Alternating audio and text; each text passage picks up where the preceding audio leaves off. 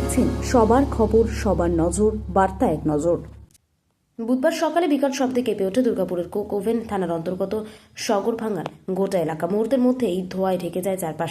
সেই ঘটনার ভিডিও ইতিমধ্যেই ভাইরাল হয়েছে, যা ঘিরে চাঞ্চল্য ছড়িয়েছে সগরভাঙ্গা কলোনি এলাকায়। স্থানীয়দের অভিযোগ, একটি বেসরকারি কারখানায় ভাটের ব্লাস্ট থেকে এক বিপত্তির সূত্রপাত। বাসিন্দাদের দাবি, এর আগেও একাধিকবার এমন ঘটনা ঘটেছে, যার ফলে বাড়িঘরেরও ক্ষতি হয়েছে। অবিলম্বে কারখানা কর্তৃপক্ষের বিরুদ্ধে উপযুক্ত ব্যবস্থা নেওয়ার দাবি জানিয়েছেন সগরভাঙ্গা পুকুরপাড় এলাকার বাসিন্দারা।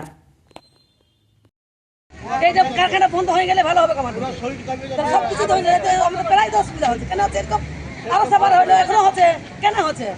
বারবার কেন হবে? মানুষ মরবে না বাঁচার জন্য করছে কারখানাটা, বিপদে রাখার জন্য না মরার জন্য করছে কারখানাটা।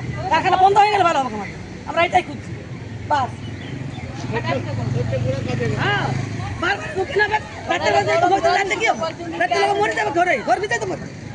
এখন তো বাইরে বলে তা বাইরে গেছে, বাইরে দিকে বেশি হবে।